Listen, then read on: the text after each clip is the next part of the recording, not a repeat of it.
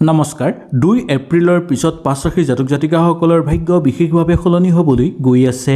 গ্ৰহ নক্ষত্ৰৰ বিশেষ পৰিৱৰ্তন দেখিবলৈ পোৱা যাব, যাৰ ফলত সকলো ক্ষেত্ৰতে তেওঁলোকে সফলতা অৰ্জন কৰিব পাৰিব, সকলো দিশতে আগুৱাই যাব পাৰিব আৰু প্ৰচুৰ পৰিমাণে ঘৰত অৰ্থৰ আগমন হ'বলৈ ধৰিব। আহক তেনেহ'লে আমি এই ভিডিঅ'টোৰ যোগেদি এই পাঁচ ৰাশিৰ বিষয়ে জানি লওঁ। যদি আপোনালোকৰ ৰাশিটো এই ভিডিঅ'টোত আছে তেনেহ'লে নিশ্চয় মোক তলত কমেণ্ট কৰি জনাবলৈ একেবাৰে নাপাহৰিব। আহক আমি আৰম্ভ কৰোঁ। 1 নম্বৰটো হ'ল মেঘ ৰাশি। মেঘ ৰাশি জাতক জাতিকাসকলৰ 2 এপ্ৰিলৰ পিছত ঘৰলৈ বহু বেছি ভাল খবৰ আহিব। জ্যোতিষশাস্ত্ৰৰ অনুসৰি বহু যুগৰ মূৰত আপোনালোকৰ অত্যন্ত শুভ যুগ নামি আহিবলৈ গৈ আছে। এই ৰাশি জাতক জাতিকাসকলে সামাজিক ক্ষেত্ৰত মান সন্মান অৰ্জন কৰিব পাৰিব, সকলো ডাঙৰ সৰু কামতে সফলতা অৰ্জন কৰিব পাৰিব। কৰ্মক্ষেত্ৰত সহযোগীৰ পৰা পূৰ্ণ সহযোগিতাও লাভ কৰিব পাৰিব। পৰিয়াল আৰু আত্মীয়ৰ মাজত আপোনালোকৰ বিশ্বাস আৰু বুদ্ধি বৃদ্ধি পাবলৈ ধৰাৰ যুগ দেখিবলৈ পোৱা যায়। তেওঁলোকৰ পৰা সহযোগিতা লাভ কৰিব পাৰিব।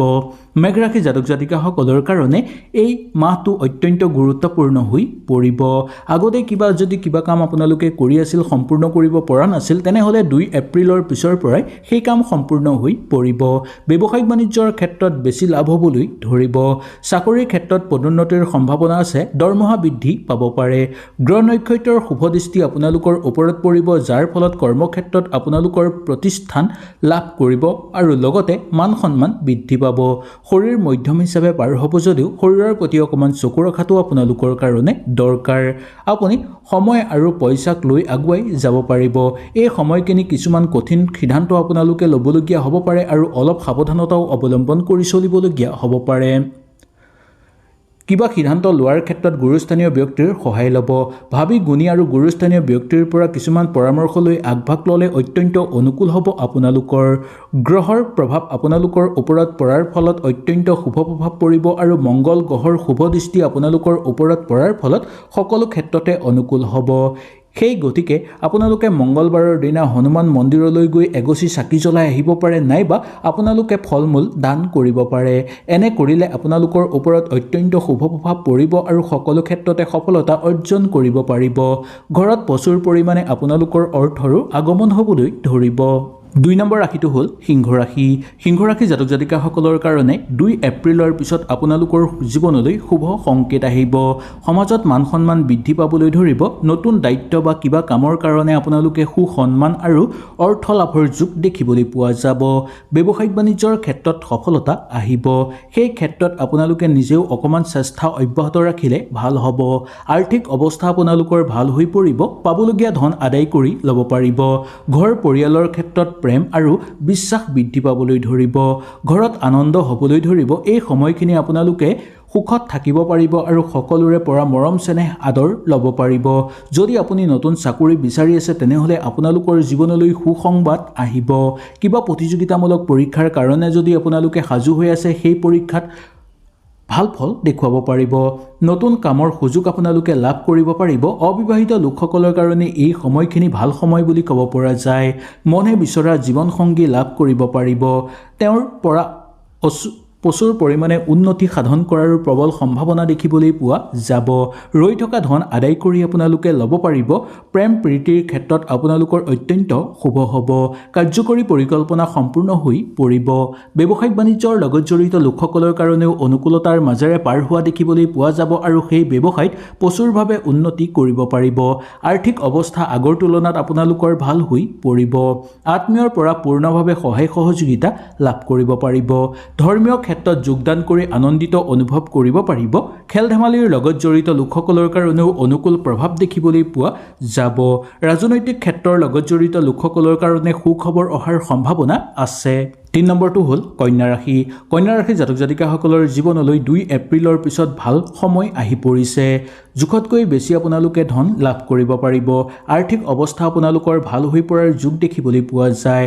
চাকৰি কৰি থকা লোকসকলৰ লাভ হ'ব আৰু কন্যা ৰাশি জাতক জাতিকাসকলে এই সময়ত গুৰুত্বপূৰ্ণ বস্তু কিনিব বিচাৰিলে কিনিব পাৰিব।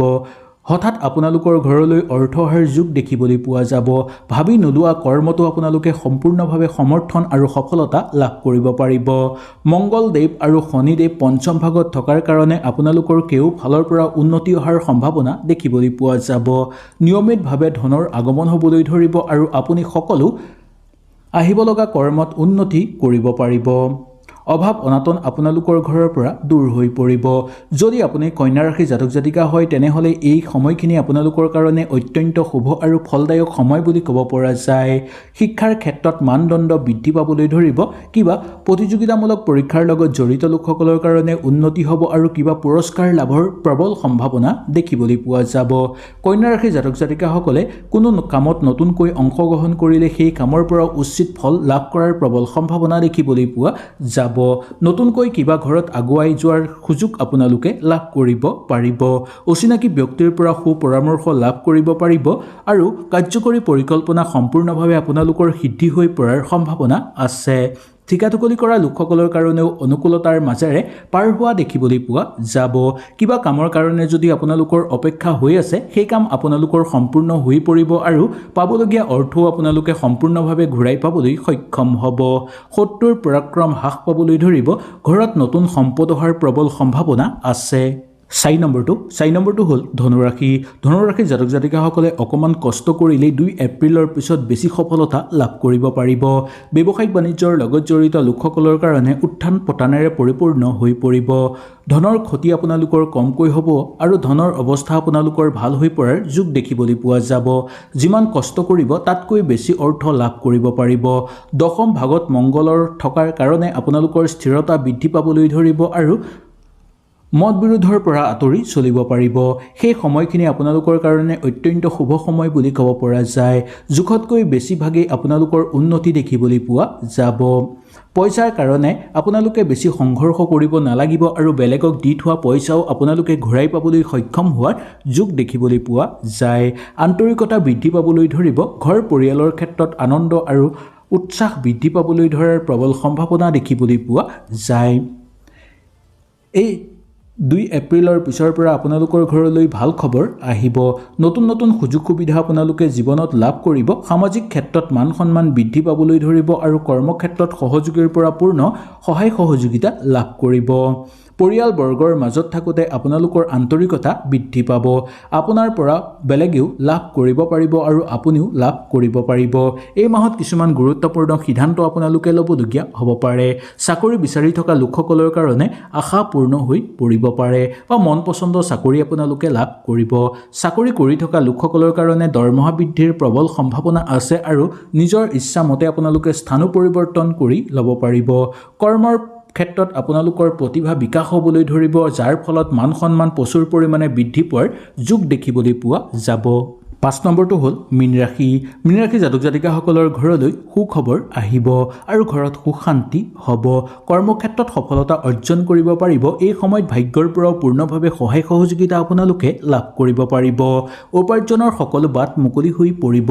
অৰ্থ জমা কৰিব পাৰিব। আপোনালোকৰ মনৰ দৃঢ়তাৰ ভাৱটো জাগ্ৰত হৈ পৰিব। ইয়াৰ ফলতো বহুকেইটা ক্ষেত্ৰত আপোনালোকে লাভ কৰিব পাৰিব। সকলোকে ভালদৰে ব্যৱহাৰ কৰিব পাৰিব। আপোনালোকে সত্যৰ দিশৰ পৰা আপোনালোকৰ জীৱনলৈ সফলতা আহিব। সকলো কৰ্মতে পৰিয়ালৰ পৰা সহযোগিতা লাভ কৰিব পাৰিব। চাকৰি কৰি থকা লোকসকলৰ সকলো সমস্যা অন্ত হৈ পৰিব। আপুনি কৰ্ম সঠিকভাৱে আৰম্ভ কৰিব পাৰিব। উন্নতিৰ যোগ দেখিবলৈ পোৱা যাব। নিবনুৱাসকলৰ কাৰণে মনৰ আশা পূৰ্ণ হৈ পৰিব। দূৰ সম্পৰ্কীয় কৰ্মতো সফলতা আপোনালোকৰ আহিব। এই সময়খিনি বিশেষ কামত ব্যৱহাৰ কৰিলে আপোনালোকৰ মনৰ সকলো আশা পূৰ্ণ হৈ পৰিব আৰু পৰিকল্পিত সকলো কাম সম্পূৰ্ণ হৈ পৰিব। প্ৰেমৰ ক্ষেত্ৰত আপোনালোকৰ মধ্যম ফলাফল দেখিবলৈ পোৱা যাব। পৰিয়ালৰ মাজত মান সন্মান বৃদ্ধি পাব। আপুনি সকলোৰে প্ৰতি আগ্ৰহী হৈ পৰিব আৰু সকলোকে সন্তুষ্ট কৰি ৰাখিব পাৰিব। ইয়াৰ ফলত দেখিবলৈ পোৱা যায় যে আপোনালোকৰ ওপৰত হনুমানজীৰ পৰম কৃপা থাকিব আৰু মঙলবাৰৰ দিনটোত যদি কিবা আপোনালোকে দৰিদ্ৰ মানুহক ফল মূল দান কৰিব পাৰে নাইবা হনুমান মন্দিৰলৈ গৈ এগছি চাকি আৰু ফল মূল নিবেদন কৰিব পাৰে তেনেহ'লে আপোনালোকৰ মংগল হ'ব। সকলো ফালৰ পৰা আপোনালোকৰ উন্নতিৰ হোৱাৰ যোগ দেখিবলৈ পোৱা যাব। প্ৰেমৰ ক্ষেত্ৰত শুভ দেখিবলৈ পোৱা যাব। দাম্পত্য জীৱনতো সুখ শান্তি বৃদ্ধি পাবলৈ ধৰিব। আপোনালোকৰ বন্ধুবৰ্গৰ লগত থাকোঁতে একতা বৃদ্ধি পাবলৈ ধৰিব।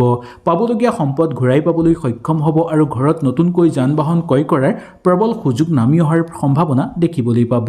শিক্ষাৰ মানদণ্ড বৃদ্ধি পাব। কেৰিয়াৰৰ ক্ষেত্ৰত উন্নতি আছে। অৰ্থ আহিব প্ৰচুৰ পৰিমাণে। আপোনালোকৰ ভাগ্যৰ সহায় লাভ কৰিব পাৰিব আৰু ভৱিষ্যতৰ কাৰণে আপোনালোকে সূচিত হৈ পৰিব পাৰিব। হয়তো এই ভিডিঅ'টোৰ যোগেদি আপোনালোকে সুন্দৰভাৱে বুজি পালে, কিবা অসুবিধা পালে নিশ্চয় মোক তলত কমেণ্ট কৰি জনাবলৈ একেবাৰে নাপাহৰিব। তেনেহ'লে আজিলৈ আপোনালোকৰ ওচৰৰ পৰা বিদায় লৈছোঁ। কালিলৈ পুনৰ আপোনালোকক লগ পোৱাৰ প্ৰতিশ্ৰুতিৰে নমস্কাৰ।